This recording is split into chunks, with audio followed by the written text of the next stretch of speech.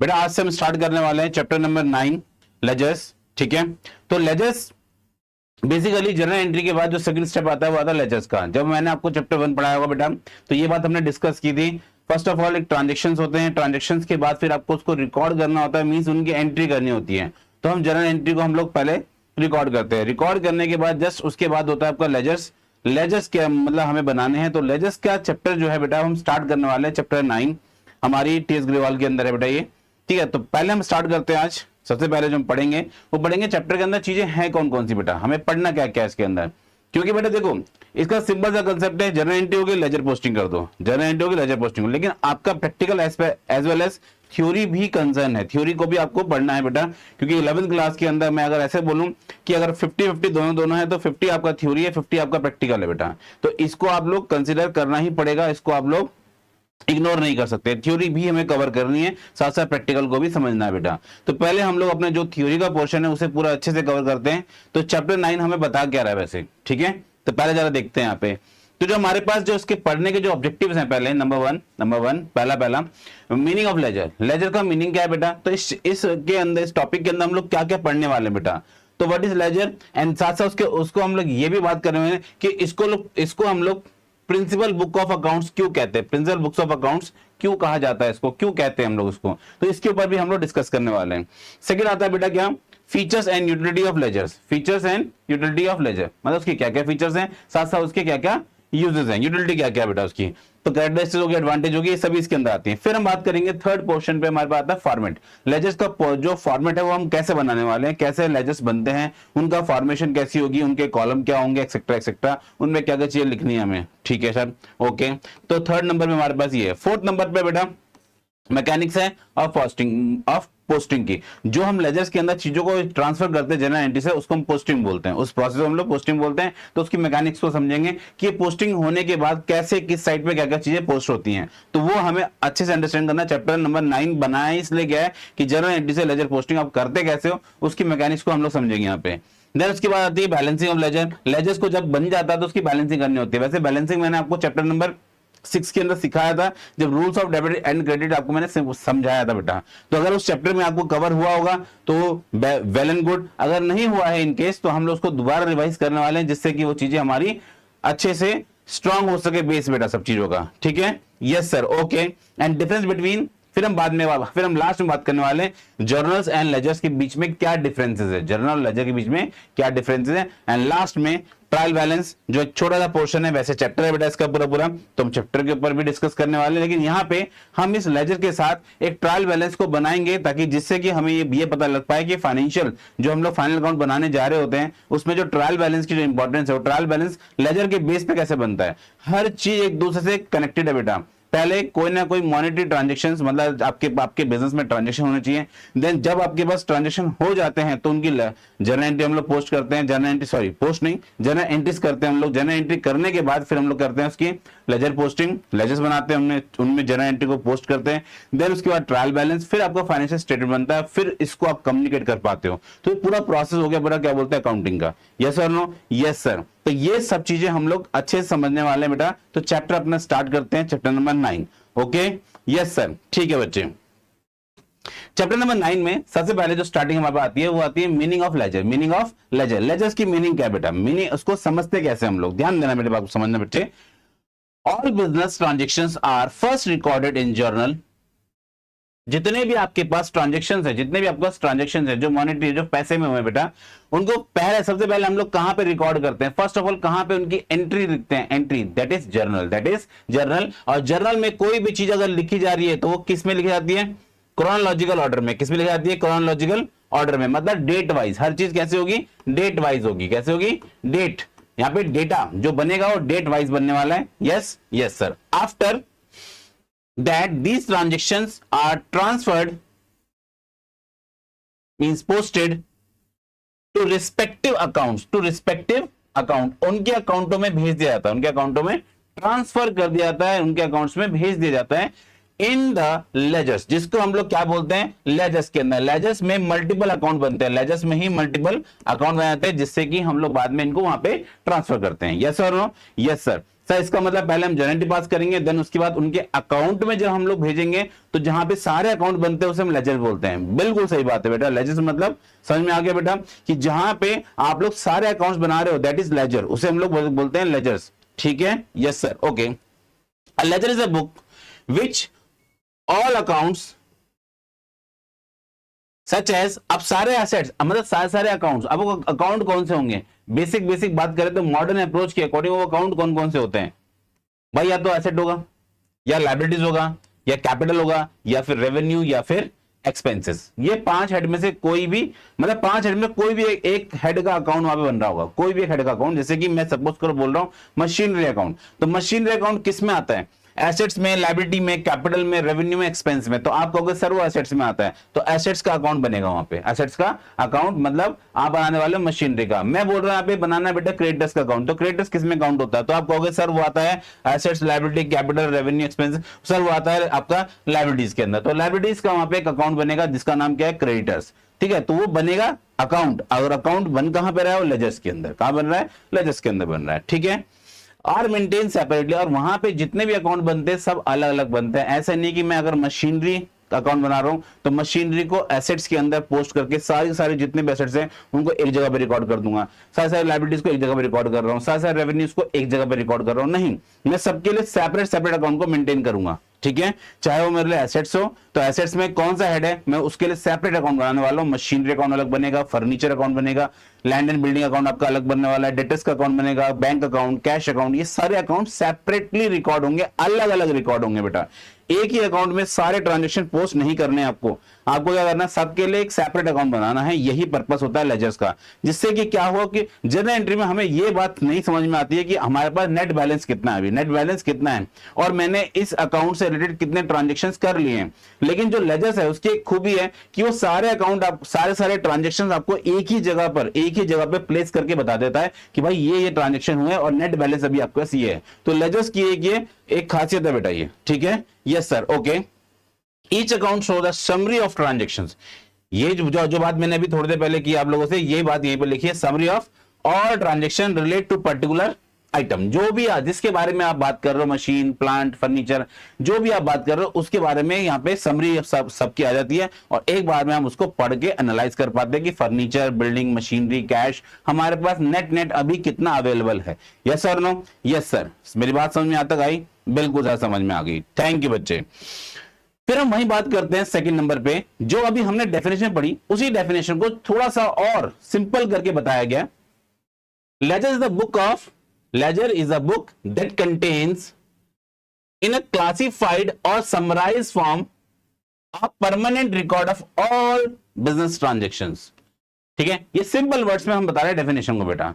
Laser is a primary book, ध्यान देना बेटा, इसको पहले बोला गया है कि अपना आप पे कैसी बुक है बेटा, ये प्राइमरी मींस प्रिंसिपल। क्या है बेटा ये आपकी प्रिंसिपल बुक बेटा। यहीं पे आपको बता दिया गया था it is a principal book. ये कि अपने आप पे एक प्रिंसिपल बुक है, जो मैंने आपको स्टार्टिंग बताया, ये प्रिंसिपल बुक ऑफ अकाउंट है। प्रिंसिपल बुक ऑफ अकाउंट भी बोला था लेजर को। साथ ही साथ यहां बताया गया इसमें क्या क्या चीजें रिकॉर्ड होती हैं। सबसे पहले इसमें classified and summarise form of permanent record, जितने भी रिकॉर्ड होते हैं उन सभी को बिजनेस ट्रांजेक्शन को रिकॉर्ड किया जाता है। देन उसके बाद लिखा it is also known as principal book of account. ठीक है, because all transaction are finally recorded here, सारे जितने भी हुए हैं वो फाइनली यहीं पे जाकर रिकॉर्ड हो जाते हैं हमारे पास। ठीक है सर, सेकंड नंबर पे बेटा the trial balance is separately prepared from the balances of ledger account and third number पे है फाइनेंशियल स्टेटमेंट, जैसे कि फाइनल अकाउंट जिसको हम बोल रहे हैं, ट्रेडिंग, पेनल, बैलेंस शीट, ये जितने भी चीजें बनती है are prepared based on ledger. ये सभी किस पे बेस्ड होती हैं, ऑन लेजर्स। ये सभी की सभी लेजर्स पे बेस्ड होती है। अगर लेजर नहीं बन पाएगा तो फाइनल अकाउंट भी नहीं बन पाएगा। ठीक है, मैंने 3 बातें की यहाँ पे। नंबर 1 ये अपना पे क्या, it is also known as principal book of account. ठीक है सर। दूसरे नंबर पे क्या है, इसमें सारे ट्रांजेक्शन फाइनली रिकॉर्ड होते हैं जर्नल एंट्री हो जाने के बाद। कोई गलती हुई उसे सुधार लो, सुधारने के बाद उसे करेक्ट करने के बाद, उसे रेक्टिफाई करने के बाद, उसमें जो भी गलतियां हैं उनको सुधारने के बाद फिर फाइनली उसको हम लोग लेजर्स के अंदर रिकॉर्ड करते हैं। ठीक है, एंड फिर आता है नेक्स्ट नंबर बेटा क्या, trial balance is prepared from the balances of ledger. जो ट्रायल बैलेंस बनता है, ध्यान देना बेटा, इसी के बेस पे बाद में ट्रायल बैलेंस बनेगा, जो किसके बेस पे बनेगा, लेजर्स के सारे सारे अकाउंट्स के बेस, लेजर के जितने भी अकाउंट के बैलेंस होते हैं उनके ब्याह पे बनता है, बिल्कुल सही। और जब ये बन जाता है तो बनती है फाइनेंशियल स्टेटमेंट, फिर बनती है आपकी financial statement like trading panel, balance sheet etcetera etcetera, जो भी चीजें बनेंगी वो सब इसके बेस पे बनती है। मेरी बात समझ में आता भाई? Yes sir. इसका मतलब ये इंपॉर्टेंट है, लेजर बिल्कुल इंपॉर्टेंट है। अगर जर्नल एंट्री नहीं हुई तो लेजर नहीं बनेंगे, लेजर नहीं बनेंगे तो ट्रायल बैलेंस नहीं बनेगा, और ट्रायल बैलेंस नहीं बनेगा तो आप कैसे बता पाओगे कि कंपनी की जो पूरे ईयर में जो परफॉर्मेंस थी, जो पूरे ईयर में उसकी स्थिति थी, उसको आप कैसे वहां पे एक्सप्लेन कर पाओगे, कैसे वहां डिटरमाइन कर पाओगे कंपनी फ्यूचरिस्टिक है या फिर नहीं है। तो उन सब के लिए बेटा हमें पहले जर्नल एंट्री को बनाना पड़ता है, जर्नल एंट्री के बाद उसकी लेजर पोस्टिंग, देन उसके बाद ट्रायल बैलेंस, बड़ा इंपॉर्टेंट है। और बनने के बाद फिर आप फाइनल अकाउंट बनाओगे, जिसके बेसिस पे आप सामने वाले को इन्फॉर्म करोगे कि भाई हमारा बिजनेस में ये चीजें हुई हैं, ऐसे चीजें हुई हैं। यस और no? Yes sir. Okay. Finally, hence the ledger is also called book of final entry, since every transaction first recorded in the books of original entry, that is journal, and later बाद में क्या, बाद में इसको हम लोग कहां post करते हैं, लेजर्स के अंदर। बाद में क्या करते हैं, लेजर्स में, और लेजर्स के बाद कहां जाता है सर, ट्रायल बैलेंस में, और ट्रायल बैलेंस के बाद कहां जाता है सर, फाइनल अकाउंट के अंदर। मेरी बात को समझ में आई बेटा? Yes sir. मैंने सिंपल वर्ड में आपको बताया कि पहले ट्रांजैक्शंस होंगे, ट्रांजैक्शंस के बाद क्या होगा, जर्नल होगी, जर्नल के बाद क्या होगा आपका लेजर्स होंगे, लेजर्स के बाद क्या होगा, ट्रायल बैलेंस होगा। ठीक है, तो ये एक सीक्वेंस है। क्या बेटा? एक सीक्वेंस है। हाँ, हम इनको आगे पीछे नहीं कर सकते कि पहले ट्रायल बैलेंस बना लेते हैं, फिर ऐसे सोचेंगे, फिर उसके बाद जर्नल एंट्री के बारे में सोचेंगे, फिर फाइनल अकाउंट सोचेंगे, और बाद में देखेंगे कि लेजर बनाने नहीं बनाने। नहीं, इसको आप लोग ऐसे करके चेंज नहीं कर सकते। ये सीक्वेंस है, इसी ऑर्डर में ही आपको फॉलो करना पड़ेगा, इसी ऑर्डर में आपको चलना पड़ेगा, अदरवाइज कुछ नहीं बनना, पहले बनेगा ही नहीं कुछ बेटा। ठीक है? यस और no? Yes sir. Okay, next हम बात करते हैं कि इसके बाद अब आते हैं बेटा features of ledger. Features of ledger, ledgers के बेटा फीचर क्या क्या है? नंबर वन, पहला फीचर्स का टोटल देखिए इसमें 5 फीचर के बारे में अच्छे से समझते हैं पहले। नंबर वन, पहला फीचर इसका, ledger is a master record. ठीक है, ये अपना पे क्या है, एक मास्टर रिकॉर्ड है। इसमें ऑल जितने भी आइटम, जितने भी ट्रांजेक्शन है, जितने भी आइटम हुई हैं, उन सभी का एक जगह पे रिकॉर्ड, तो ये मास्टर रिकॉर्ड है। इसमें फाइनल रिकॉर्ड होता है। इसमें क्या होता है, फाइनल। ये बात मैंने अभी थोड़ी देर पहले आपको बताई थी कि इसमें जो भी चीजें होंगी फाइनली रिकॉर्ड होंगी, इसलिए बोला गया master record. It contain all account of business in one place, hence it is called the principal book of account. इसीलिए इसको प्रिंसिपल बुक ऑफ अकाउंट भी कहा जाता है, इसीलिए इसको हम लोग मास्टर रिकॉर्ड भी बोल रहे हैं। क्या बोल रहे हैं? मास्टर रिकॉर्ड ही बोल रहे हैं। यस और no? Yes sir. Okay, point number 2, prepare from the journal. ये किसके बेसिस पे बनेगा? ये जर्नल के बेसिस पे बनता है। ये किसके बेसिस पे बनता है? ये जर्नल्स के बेसिस पे बनता है। अगर जर्नल नहीं है तो आप इसे नहीं बना पाओगे, लेजर्स आप नहीं बना पाओगे, किसी भी अकाउंट को आप नहीं बना पाओगे। अकाउंट नहीं बना पाओगे तो लेजर्स भी नहीं बनेगा, क्योंकि सारे अकाउंट जब एक जगह पे होंगे तो उसको हम लोग लेजर बोलते हैं। तो लेजर्स नहीं बन पाएंगे, लेजर्स भी आपके नहीं बन पाएंगे। ठीक है, entry record in the journal, later transfer, मतलब जिसको हम पोस्टेड वर्ड बोलते हैं, इन द लेजर्स। तो लेजर्स समझ में आया बेटा? नहीं है? Yes sir. पहले जर्नल, जर्नल के बाद ही वो पोस्ट होगा, और पोस्ट होते ही क्या बन जाता है? लेजर्स। सही है? Yes sir. Okay, show current balances. जब हम लोग लेजर्स बनाते हैं तो लेजर से हम लोग उसका net balance accurately time to time consider check कर सकते हैं कि कितना आ रहा है, कितना नहीं आ रहा है। Each ledger account show current balance of assets, liability, capital, income and expenses. Income मतलब रेवेन्यू है, यहाँ पे इनकम मतलब रेवेन्यू है बेटा। ठीक है? यस और नो? Yes sir. तो हम ये करंट बैलेंसेस को चेक कर सकते हैं। थर्ड पॉइंट भी क्लियर हो गया सर। फोर्थ पॉइंट बेटा हमारे पास, help in preparation of trial balance and final account. जब हम लोग लेजर्स बना लेते हैं तो उसके बेस पे आपका ट्रायल बैलेंस और फाइनल अकाउंट आराम से बन सकता है, आराम से बन सकता है। Balances of all ledgers account are used to prepare trial balance and from which final account are made. जब ट्रायल बैलेंस बन जाएगा तो आप फाइनल अकाउंट बना सकते हो, जब ट्रायल बैलेंस बन जाएगा तब आप फाइनल अकाउंट बना भी सकते हो बेटा। यस और नो? Yes sir. सर क्या हम स्किप कर सकते हैं इस वाले पोर्शन? कर सकते हो, लेकिन फिर इससे आपको अर्थमेटिकल एक्यूरेसी नहीं पता चल पाएगी।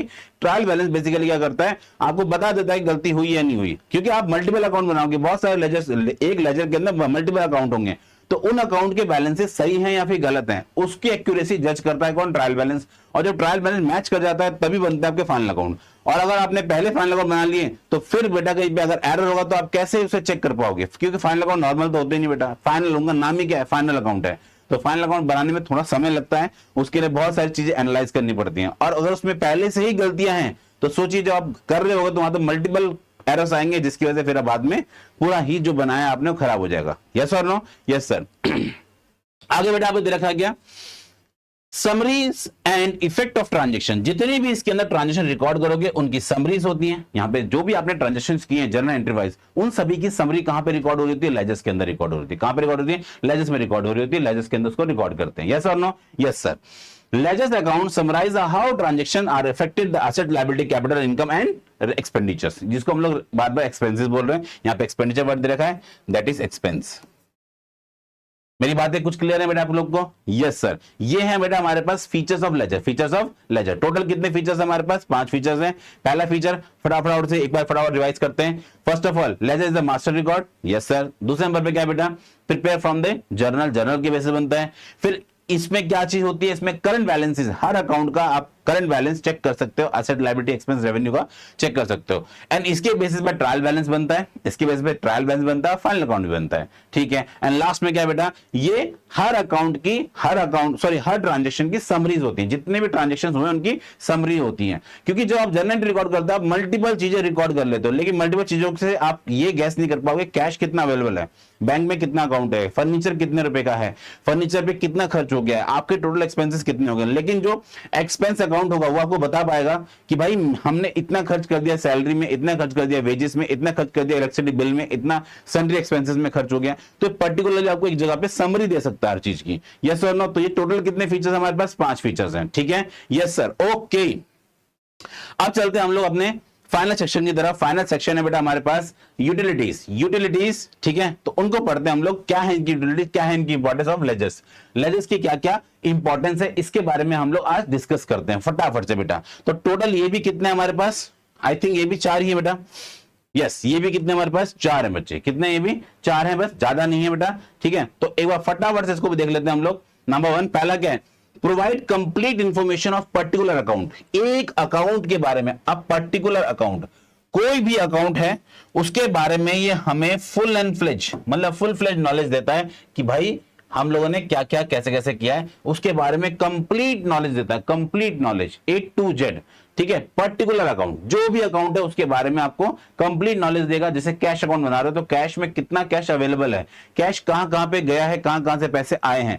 ठीक है, ओपनिंग में कितना कैश था और एंड में कितना कैश है। मेजर एक्सपेंसेस कहां, मतलब मेजर पैसे का जो आउटफ्लो हुआ है वो कहां हुआ है, मेजर इनफ्लो कहां से आया है, ये कंप्लीट पिक्चर देता है आपको, कंप्लीट। ठीक है। Yes yes sir. Okay, ledger provide all information related to specific account, cash, purchase, sale in one place. It help to knowing total transactions, जो बात अभी हम कर रहे थे, and current balances that account easily. ठीक है। Yes sir. ओके, फिर हम चलते हैं आगे। Information of income and expenses. Income and expenses, इसके बेसिस पे हम लोग अपने यहां पे इनकम और एक्सपेंसेस को भी चेक कर सकते हैं, बता सकते हैं। In the ledger separate account are maintained for each type of income expense. It helps in determining the total income and total expenditure of the business for a given period। ठीक है, जो भी आपको गिवन पीरियड होगा उसका पूरा का पूरा आपको एक पर्टिकुलर जगह पे इनकम एक्सपेंस का आपको एक लेखा जोखा, जिसको हम बोल सकते हैं एक समरी रिकॉर्ड्स पूरा पूरा मिल जाता है बेटा। यस और no? Information of income and expenses. ठीक है। यस सर, समझ में आ गया सर। नेक्स्ट हमारे पास बात करते हैं बेटा क्या, फॉर थर्ड नंबर पे बेटा हमारे पास आता है help in preparation of trial balance. अगर आपने लेजर्स नहीं बनाए होंगे बेटा तो आप ट्रायल बैलेंस कैसे बनाओगे? ट्रायल बैलेंस नहीं बनेगा तो फाइनल अकाउंट नहीं बनेंगे। तो इसके बेसिस पे ही, ट्रायल बैलेंस के बेसिस पे ही आप लोग बाद में क्या करते हो, लेजर्स के बेसिस पे आप क्या करते हो, ट्रायल बैलेंस बनाते हो। लेजर्स के बेस पे आपका ट्रायल बैलेंस प्रिपेयर होता है। Yes yes sir. Ledger provide the balances of all account. इससे सारे हमारे अकाउंट के बैलेंसेस आ जाते हैं। आने के बाद इसको यूज करके प्रिपेयर करते हो ट्रायल बैलेंस, इसको यूज करके ट्रायल बैलेंस बनाते हो। In this ensure the arithmetical, जो बात मैं अभी कर रहा था, अर्थमेटिकल एक्यूरेसी, इसके बेसिस पे ही फिर आपके फाइनल अकाउंट को हम बना पाते हैं। क्योंकि फिर हमें पता लग जाता है कि हमने पूरे जो अकाउंट बनाए हैं उनके बैलेंसेस ओके हैं। हमारा अगर गलती एरर हो रही होगी तो बैलेंस मैच ही नहीं करेगा, और जब मैच नहीं करेगा तो हम जाके दोबारा से ऑडिटिंग कर सकते हैं, चेक कर सकते हैं अपने अकाउंट्स को कि कहां पे मिस्टेक हो रही है। ठीक है। Yes sir. Okay, fourth number पे आता है help in preparing final accounts. इसके बेसिस पे आप फाइनल अकाउंट को बनाते हो, इसके बेसिस पे या फाइनल अकाउंट, लेजर्स के बेसिस पे ट्रायल बैलेंस के बेसिस पे फाइनल अकाउंट। और अगर लेजर ही नहीं बनेगा तो ट्रायल बैलेंस नहीं बनेगा, और ट्रायल बैलेंस नहीं बनेगा तो फाइनल अकाउंट भी नहीं बनने वाला। तो वही इसका इंपॉर्टेंस है, वही इसकी यूटिलिटी है, वही इसकी जरूरत है बेटा में, ठीक है। After trial balance prepared, the figure from the ledgers are used to make the final account, trading panel, balance sheet, etc. and these shows profitability and financial position. जब ये सब बन जाता तो उससे बिजनेस की प्रॉफिटेबिलिटी और financial position of the business किसके बेसिस पे, फाइनल अकाउंट के बेसिस पे हम जज कर पाएंगे। तो लेजर नहीं बनेगा तो ये दो चीज नहीं बनेंगी, और जब ये दो चीज बोल रहा हूं, ट्रेडिंग, पेनल, बैलेंस शीट, ये तीन चीजें नहीं बनेंगी। और जब तीन चीजें नहीं बनेंगी तो आप कैसे पता लगा पाओगे बिजनेस प्रॉफिटेबल है या फिर नहीं है, या बिजनेस की जो फाइनेंशियल पोजीशन वो कैसी है, अच्छी या फिर बेकार है। तो ये बातें हम लोगों ने आज समझी हैं कि ट्रायल बैलेंस, लेजर्स हमारे लिए क्यों इंपॉर्टेंट है, ट्रायल बैलेंस और लेजर हमारे लिए क्यों इंपॉर्टेंट है। तो पहले आपको लेजर्स के बारे में मैंने बता दिया अच्छे से बेटा भी। अभी हम लोग नेक्स्ट लेक्चर के अंदर लेजर्स के बारे में और इंफॉर्मेशन लेंगे कि लेजर्स बनते कैसे हैं, लेजर्स को बनाना कैसे, कैसे उनकी ड्राफ्टिंग होगी, कैसे उनसे बैलेंसेस को निकाला जाता है, कैसे फिर उसके बेसिस पे फिर आप लोग आगे चल के जो है ट्रायल बैलेंस बनाते हो और फिर फाइनल अकाउंट्स। यस सर, मेरी बात आप सबको समझ में आई होगी मुझे उम्मीद है। Yes sir, okay.